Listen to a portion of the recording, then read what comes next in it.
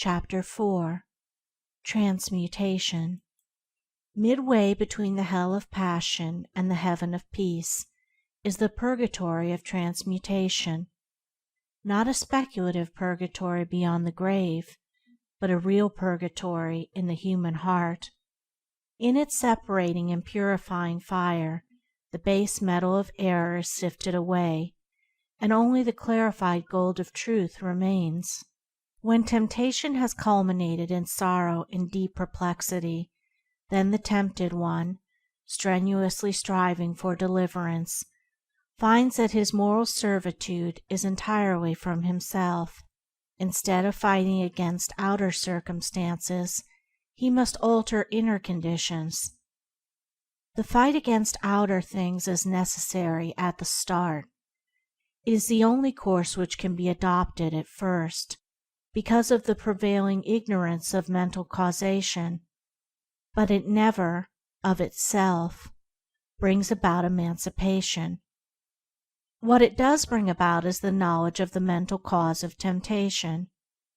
This knowledge of the mental cause of temptation leads to the transmutation of thought, and the transmutation of thought leads to the deliverance from the bondage of error.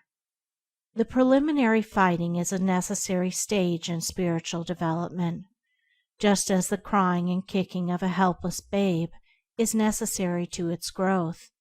But as the crying and kicking is not needed beyond the infant stage, so the fierce struggling with and falling under temptation ends when the knowledge of mental transmutation is acquired. The truly wise man, he who is enlightened in concerning the source and cause of temptation, does not fight against outward allurements. He abandons all desire for them.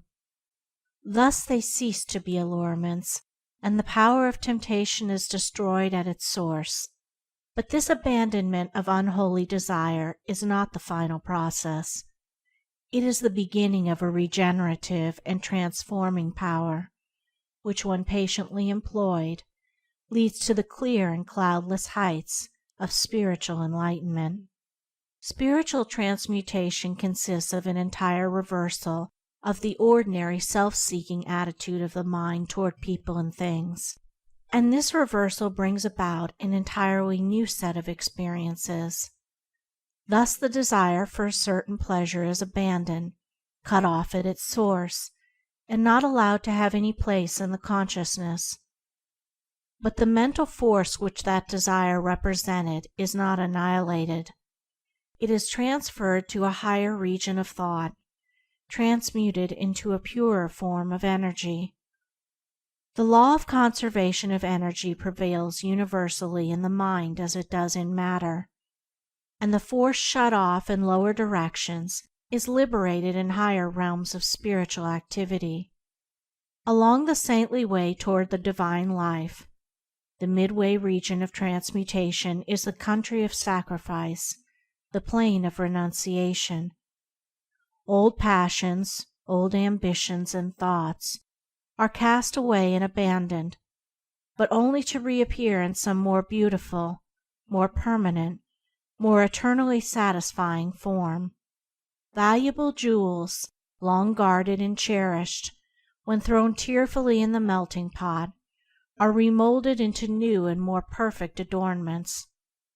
Likewise, the spiritual alchemist, at first reluctant to part company with long-cherished thoughts and habits, at last gives them up to discover, a little later, to his joy, that they come back to him in the form of new faculties, rarer powers, and purer joys, spiritual jewels newly polished, beautiful, and resplendent. In transmuting his mind from evil to good, a man comes to distinguish more and more clearly between error and truth, and so distinguishing, he ceases to be swayed and prompted by outward things and by the actions and attitudes of others. Instead, he acts from his knowledge of truth. First acknowledging his errors and then confronting them with a searching mind and a humble heart, he subdues, conquers, and transmutes them. The early stage of transmutation is painful but brief, for the pain is soon transformed into pure spiritual joy, the brevity of the pain being measured by the intelligence and energy with which the process is pursued.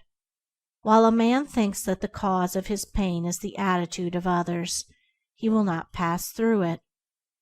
But when he perceives that its cause is in himself, then he will soon pass beyond it into joy.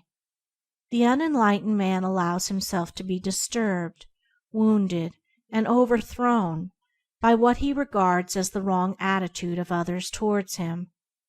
This is because the same wrong attitude is in himself.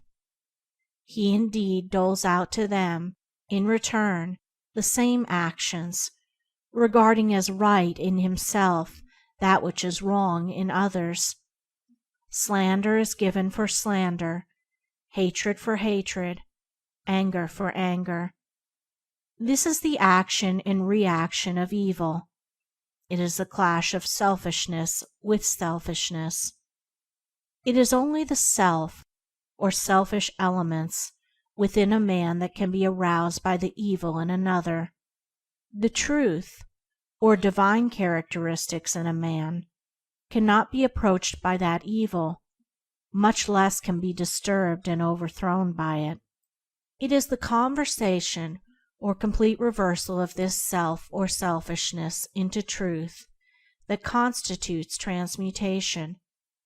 The enlightened man has abandoned the delusion that evil in others has the power to hurt and subdue him, and he has grasped the profound truth that he is only overthrown by the evil in himself. He therefore ceases to blame others for his sins and sufferings, and applies to himself to purifying his own heart. In this reversal of his mental attitude, he transmutes the lower selfish forces into the higher moral attributes. The base ore of error is cast into the fire of sacrifice, and there comes forth the pure gold of truth. Such a man stands firm and unmoved when assailed by outward things. He is self's master, not its slave. He has ceased to identify himself with the impulses of passion, and has identified himself with truth. He has overcome evil, and has become merged with good. He knows both error and truth, and has abandoned error and brought himself into harmony with truth. He returns good for evil. The more he is assailed by evil from without, the greater is his opportunity of manifesting the good from within. That which supremely differentiates the fool from the wise man is this: the fool meets passion with passion, hatred with hatred, and returns evil for evil, whereas the wise man meets passion with peace, hatred with love, and returns good for evil. Men inflict suffering upon themselves through the active instrumentality of their own unpurified nature. They rise into perfect peace in the measure that they purify their hearts. The mental energy which men waste in pursuing dark passions is all sufficient to enable them to reach the highest wisdom when it is turned in the right direction. As water, when transmuted into steam, becomes a new, more definite and wide-reaching power, so passion, when transmuted into intellectual and moral force, becomes a new life, a new power for the accomplishment of high and unfailing purposes. Mental forces, like molecular, have their opposite poles or modes of action. Where the negative pole is, there is also the positive. Where ignorance is, wisdom is possible. Where passion abounds, peace awaits. Where there is much suffering, much bliss is near. Sorrow is the negation of joy. Sin is the opposite of purity. Evil is the denial of good. Where there is an opposite, there is that which is opposed. The adverse evil, in its denial of the good, testifies to its presence. The one thing needful, therefore, is the turning around from the negative to the positive, the conversion of the heart from impure desires to pure aspirations, the transmutation of passional forces into moral powers. The wise purify their thoughts. They turn from bad deeds and do good deeds. They put error behind them and approach truth. Thus do they rise above the allurements of sin, above the torments of temptation, above the dark world of sorrow, and enter the divine consciousness, the Transcendent Life. End of Chapter 4. Chapter 5. Transcendence. When a man passes from the dark stage of temptation to the more enlightened stage of transmutation, he has become a saint. A saint is one who perceives the need for self-purification, who understands the way of self-purification, and who has entered that way and is engaged in perfecting himself. But there comes a time in the process of transmutation when, with the decrease of evil and the accumulation of good, there dawns in the mind a new vision, a new consciousness, a new man. When this is reached, the saint has become a sage. He has passed from the human life to the divine life. He is born again, and there begins for him a new round of experiences. He wields a new power. A new universe opens out before his spiritual gaze. This is the stage of transcendence. This I call the Transcendent Life. When there is no more consciousness of sin, when anxiety and doubt and grief and sorrow are ended, when lust and animosity and anger and envy no more possess the thoughts, when there remains in the mind no vestige of blame towards others for one's own condition, and when all conditions are seen to be good because they are the result of causes, so that no event can afflict the mind, then transcendence is attained. Then the limited personality is outgrown, and the divine life is known. Evil is transcended, and good is all in all. The divine consciousness is not the intensification of the human. It is a new form of consciousness. It springs from the old, but it is not the continuance of it. Born of the lower life of sin and sorrow, after a period of painful torment, it yet transcends that life and has no part in it, just as the perfect flower transcends the seed from which it sprang. As passion is the key to the self-life, so serenity is the keynote of the Transcendent Life. Rising into it, man is lifted above disharmony and disturbance. When perfect good is realized and known, not as an opinion or an idea, but as an experience or a possession, then calm vision is acquired, and tranquil joy abides through all hardships. The Transcendent Life is ruled not by passions, but by principles. It is founded not upon fleeting impulses, but upon abiding laws. In its clear atmosphere, the orderly sequence of all things is revealed, so that there is seen to be no room for sorrow, anxiety, or regret. While men are involved in the passions of self, they burden themselves with cares, and trouble themselves over many things.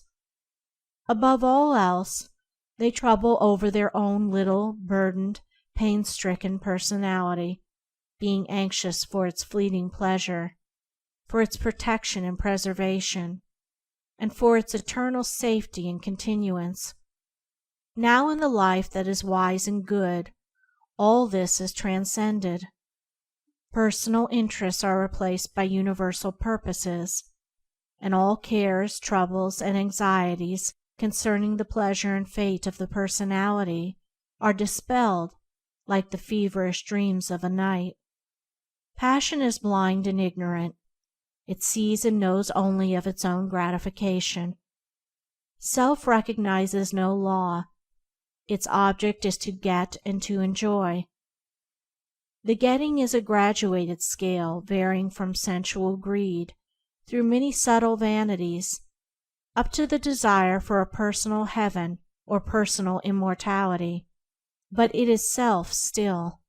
It is the old sensual craving coming out in a more subtle and deceptive form. It is longing for some personal delight, along with its accompanying fear that delight should be lost forever. In the transcendent state, desire and dread are ended, and the thirst for gain and fear of loss are things that are no more. Where the universal order is seen, and where perennial joy in that good is a normal condition, what is there left to desire? What remains to be feared? He who has brought his entire nature into conformity and harmony with the law of righteousness, and who has made his thoughts pure and his deeds blameless, has entered liberty. He has transcended darkness and morality, and has passed into light and immortality. For the transcendent state is at first a higher order of morality, then a new form of perception, and at last a comprehensive understanding of the universal moral causation. And this morality, this vision, and this understanding constitute the new consciousness, the divine life. The transcendent man is he who is above and beyond the dominion of self. He has transcended evil and lives in the practice and knowledge of good. He is like a man who, having long looked upon the world with darkened eyes, is now restored to sight, and sees things as they are. Evil is an experience, and not a power. If it were an independent power in the universe, it could not be transcended by any being. But though not as real as a power, it is real as a condition and an experience, for all experience is of the nature of reality. It is a state of ignorance, of undevelopment, and as such it recedes and disappears before the light of knowledge, as the intellectual ignorance of a child vanishes before gradually accumulating learning, or as darkness dissolves before the rising light. The painful experience of evil passes away as the new experiences of good enter into and possess the field of consciousness. And what are the new experiences of good? They are many and beautiful, such as the joyful knowledge of the freedom from sin. They are the absence of remorse and deliverance from all torments of temptation. They are ineffable joy in conditions and circumstances which formerly caused deep affliction, and imperviousness to be hurt by the actions of others. They are great patience and sweetness of character, serenity of mind under all circumstances, and emancipation from doubt, fear, and anxiety.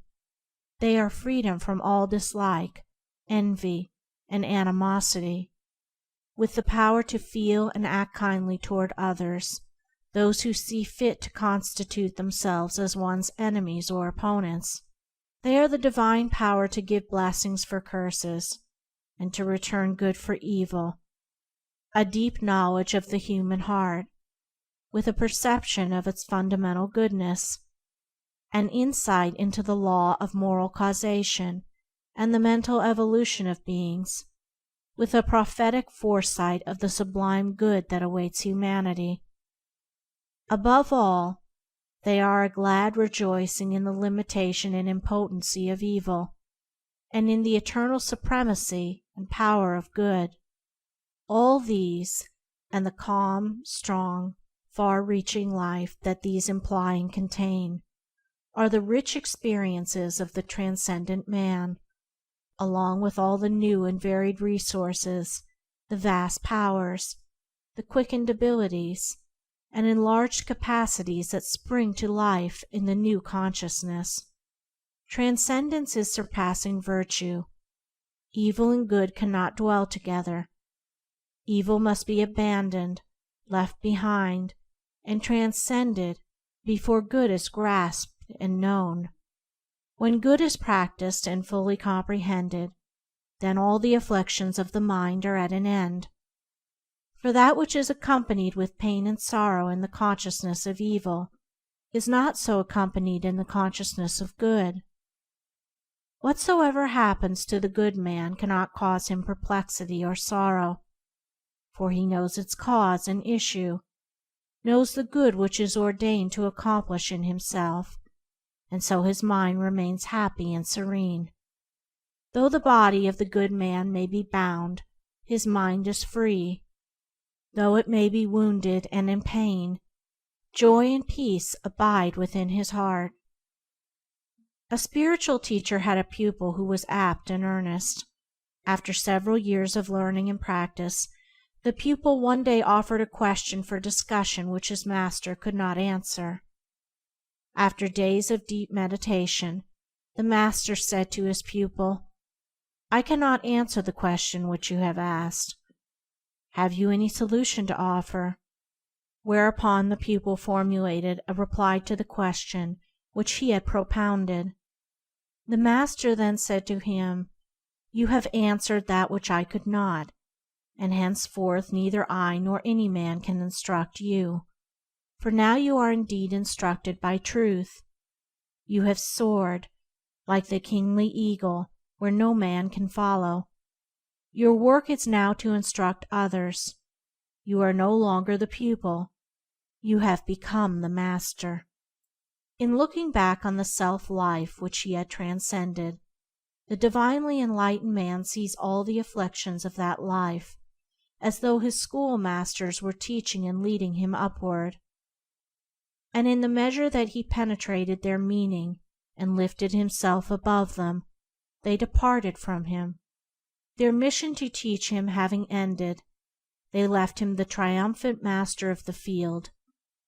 For the lower cannot teach the higher, ignorance cannot instruct wisdom, evil cannot enlighten good, nor can the pupil set lessons for the master.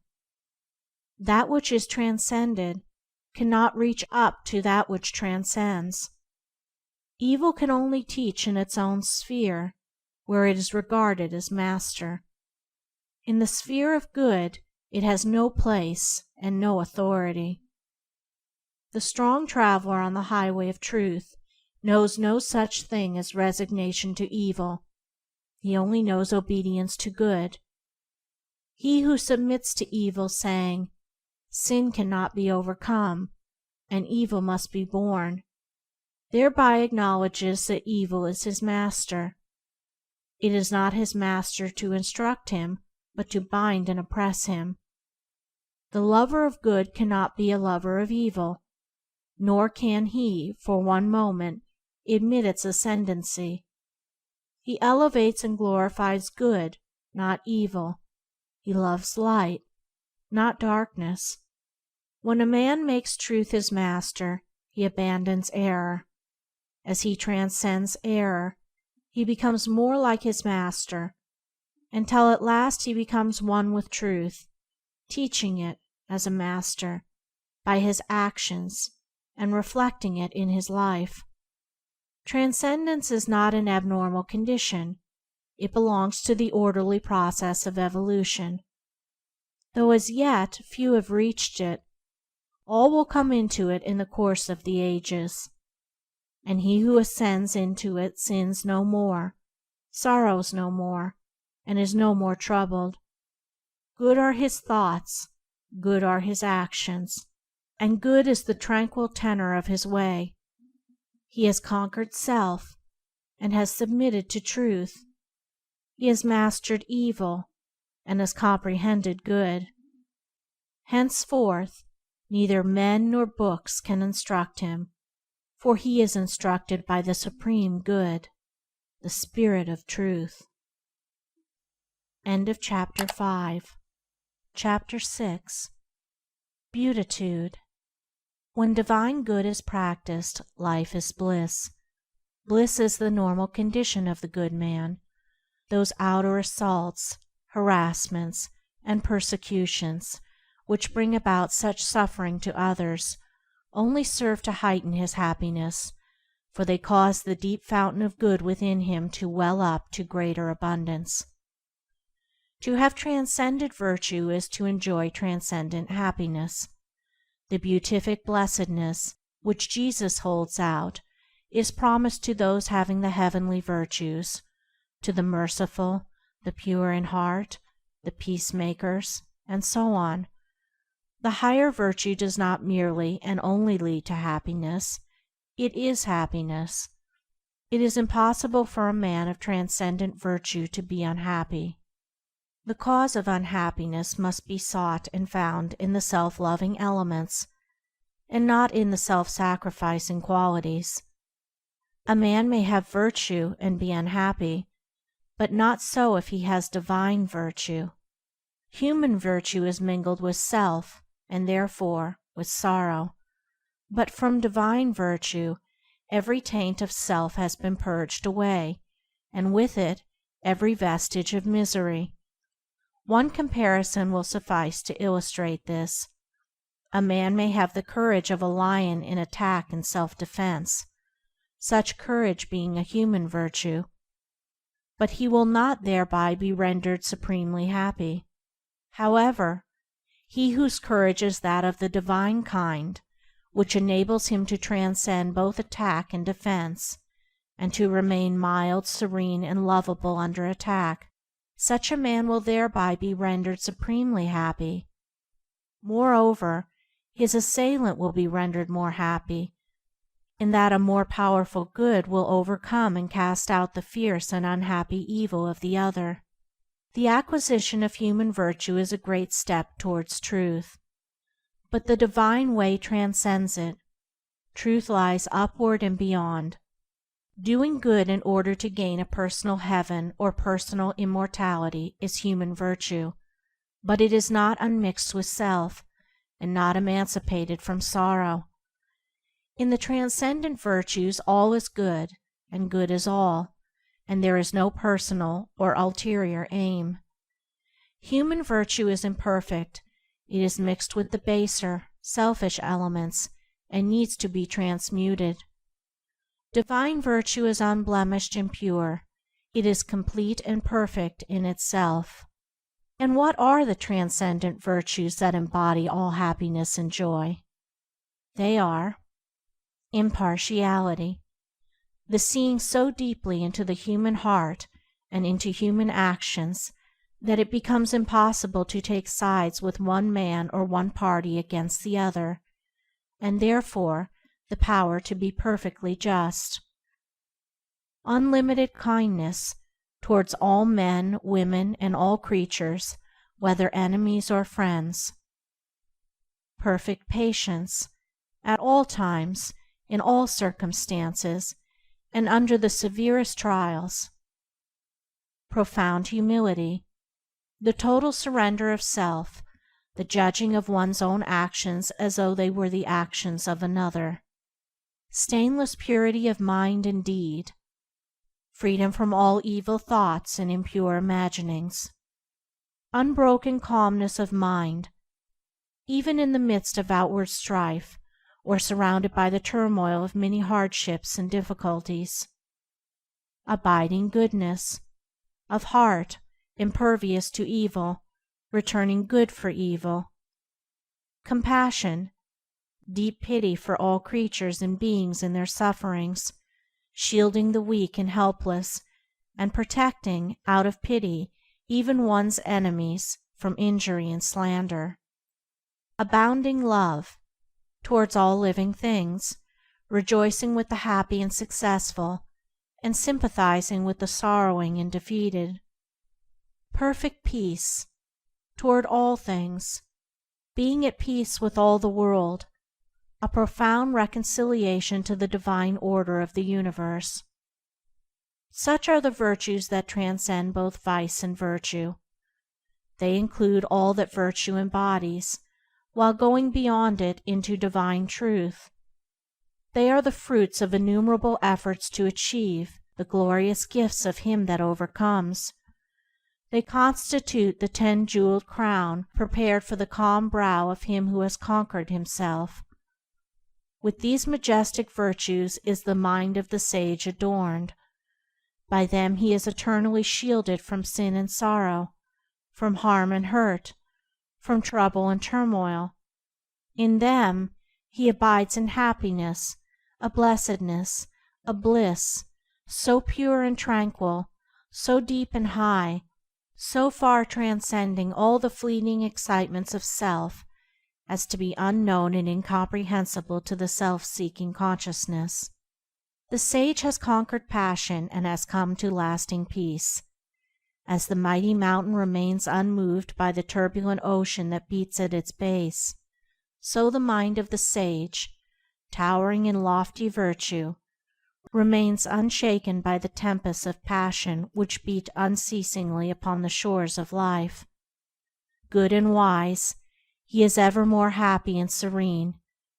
Transcendingly virtuous, he lives in beatific bliss. End of Chapter 6. Chapter 7. Peace. Where passion is, peace is not. Where peace is, passion is not. To know this is to master the first letter in the divine language of perfect deeds. To know that passion and peace cannot dwell together is to be well prepared to renounce the lesser and embrace the greater. Men pray for peace, yet cling to passion. They foster strife, yet pray for heavenly rest. This is ignorance, profound spiritual ignorance. It is not to know the first letter in the alphabet of things divine. Hatred and love, strife and peace, cannot dwell together in the same heart. Where one is admitted as a welcome guest, the other will be turned away as an unwelcome stranger. He who despises another will be despised by others. He who opposes his fellow man will himself be resisted. He should not be surprised and mourn that men are divided. He should know that he is propagating strife. He should understand his lack of peace. He is brave who conquers another, but he who conquers himself is supremely noble. He who is victorious over another may, in turn, be defeated, but he who overcomes himself will never be subdued. By the way of self-conquest is perfect peace achieved.